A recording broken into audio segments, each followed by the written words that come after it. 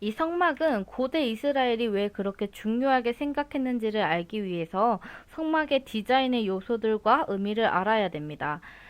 그것들을 우리가 한번 알아보도록 하겠습니다. 성막 건설 지침들, 그리고 황금 송아지를 만든 거, 그리고 성막 건설 부분을 살펴볼게요.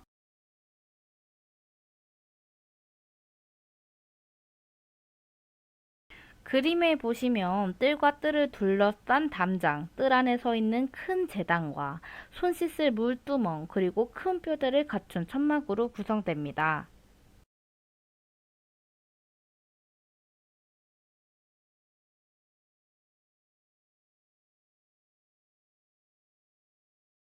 출애굽기 25장 8절. 성막의 기본적인 사상이고 하나님의 지상 거주지라고도 합니다. 내가 그들 중에 거할 성소를 그들을 지켜 나를 위하여 짓되 라고 함으로써 이 성막의 디자인이 하나님의 영감을 받은 것이라는 사실입니다. 이 성막의 지성소에서는 자색 양장과 청색 양장이 보입니다. 이 자색 양장은 충성을, 청색 양장은 하늘을 암시함을 볼 수 있습니다. 이렇게 성막에 관해서 매우 조직적으로 다루고 있어요.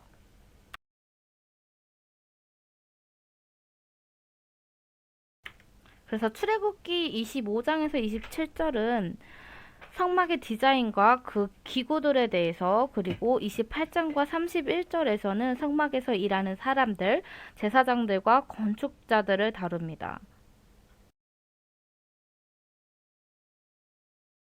일단 이 네모로 되어져 있는 일단 이 네모로 되어져 있는 지성소, 이 지성소 안에 언약궤로서 이 언약궤를 먼저 봅시다. 이 언약궤는 가로 0.9m, 세로 0.6m로 금을 입혔어요. 십계명 돌판을 담는 용기와 하나님의 보좌의 기능을 하였습니다. 시은소라고 해서 멀시 시트라고 하여 어, 가장 중요한 대속제일의 의식이 거행되는 것입니다. 이 시은소 위에는 감시인들인 두 그룹이 서 있는 것을 볼 수 있습니다. 추가적인 사진입니다. 이것도 마찬가지로 추가적인 사진입니다.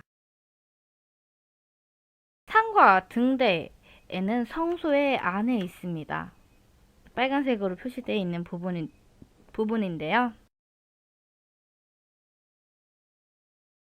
이 상과 등대는 성소의 안에 있고 이 성소 바깥쪽에 위치한 것을 볼 수 있는 가장 중요한 두 가지입니다.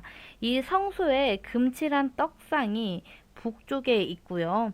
그리고 그 위에는 12지파를 상징하는 12개의 진설병들이 놓여 있습니다. 그리고 그 맞은편에는 등대가 있습니다. 이 등대는 꽃이 핀 나무처럼 디자인한 가지가 7개인 등대 모양입니다. 꺼지지 않고 계속해서 밝히는 그 등불은 이스라엘 백성을 가리키는 맞은편 상위에 떡을 비추고 축복하는 등 하나님의 생명을 주시는 능력을 상징합니다.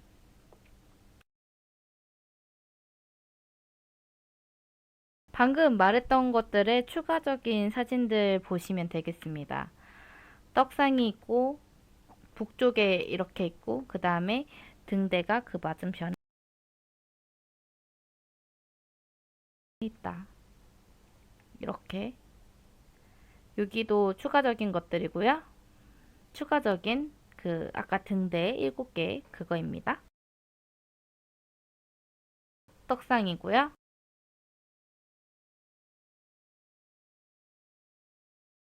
그리고 장막과 앙장들입니다. 네 겹의 각각 다른 재료와 실과 염소의 털과 두 종류의 가죽의 성막이 그 나무 뼈대를 덮고 있습니다. 그래서 안쪽으로 장막은 휘장을 가운데 두고 두 부분으로 나누어지는 것을 볼 수 있습니다. 그리고 보시면 그 네모로 되어 있는 큰 틀, 이게 뜰입니다. 음, 지성소가 정상의 거룩한 장소와 대응을 한다면, 성소가 산의 중간 부분에 해당한다면 성막들은 시내산 아래 주변과 대응하는 것처럼 이 시내산 아래와 성막들에는 모두 드릴 제단이 있으며 하나님이 백성 가운데 임재하신다는 또 다른 상징입니다. 그래서 거룩한 곳으로서 성막들은 잘 준비만 한다면 백성들도 들어갈 수 있습니다. 뜰 그 자체는 밝은색 포장으로 둘러싸여 있어서 사람들이 실수로 이전에 들어올 수 없게 하였습니다. 그리고 제사장들은 하나님의 거룩하심과 인간의 죄 사이가 극명히 대조되는 종교에서 중보가 아주 중요했습니다. 이 제사장은 이스라엘 앞에서 하나님을 대표하며 하나님 앞에서 이스라엘 백성들을 대표했습니다. 그들의 경건한 권위는 하나님 자신의 위엄을 자아내는 빛나는 의복으로 표현이 된 것입니다. 그리고 황금 송아지를 만든 부분을 볼게요. 하나님께서 어떻게 성막이 이스라엘 백성 중에 자기 임재를 상징하게 하였는지 말씀을 모방하여 임재를 상징할 만한 황금 송아지들을 결국에 만듭니다. 4절 말씀 아론이 그들의 손에서 금고리를 받아 부어서 조각칼로 새겨 송아지 형상을 만드니 그들이 말하되 이스라엘아 이는 너희를 애굽 땅에서 인도하여낸 너희의 신이로다 하는지라. 이 말씀을 통해서 알 수 있는데 이것은 내 앞에 다른 신들을 두지 말라. 내 자신을 위해 새긴 형상을 만들지 말라는 말씀의 명령을 어기고 있는 것을 볼 수 있습니다. 그 결과 치명적인 재앙이 임했고요. 모세는 십계명이 새겨진 돌판을 너무 화가 나서 내리쳐 깨트림으로써 방금 맺은 하나님과 이스라엘 사이의 언약을 취소했습니다. 그래서 하나님께서는 내가 하는 대로 두라. 그들에게 진노하여 그들을 진멸하고 모세로 하여 큰 나라가 되게 하리라 라고 하여 대량 학살과 기근으로 수천 명이 죽은 사건입니다. 이것으로 두렵기는 했지만 위협한 대로 완전히 진멸될 만큼 끔찍하지는 않았습니다. 하지만 이 상황에서 모세가 32장 11절 모세가 그의 하나님 여호와께 구하여 이렇습니다. 그래서 조상들과 맺은 언약과 널리 퍼진 하나님의 명성에 호소하면서 작정하신 진멸을 거두어 달라고 하나님을 설득하고 하나님께서는 그들의 완악한 마음을 한 번 더 보시면 격동하고 진멸할까봐 가나안 땅으로 들어가지 않겠다고 하셨습니다. 그러나 모세는 여호와께서 동행하지 않으시면 이스라엘을 가나안으로 인도하지 않겠다고 하여서 하나님의 화를 누그러뜨립니다. 우리는 여기서 새로운 조건이 우상 숭배의 위험을 부각하고 있지만 그 조건은 또 하나님의 분노를 넘어 하나님의 자비로우신 또한 강조하고 있다는 점을 볼 수 있습니다. 이렇게 모세의 독특한 역할이 강조되며 중보 사역 없이는 하나님의 백성이 되는 이스라엘의 사명이 중단됨을 볼 수 있습니다.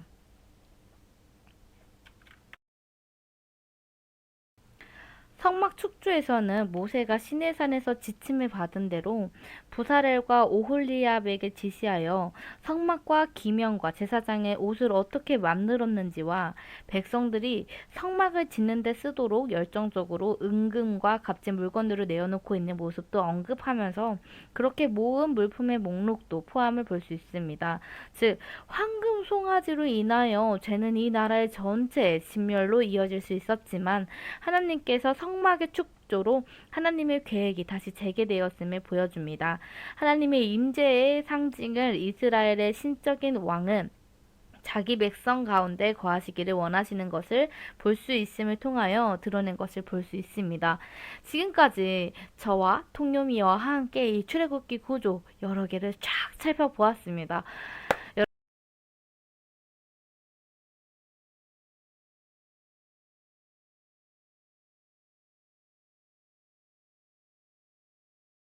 지금까지 들어주시느라고 너무나 감사하고요. 정말 힘듭니다. 이 영상들 너무 도움이 되셨다면 대학교 때 만들었던 영상들 좀 더 찾아서 몇 개도 더 올려볼 테니까 많이 들어주시고 보셨으면 좋겠습니다. 감사합니다.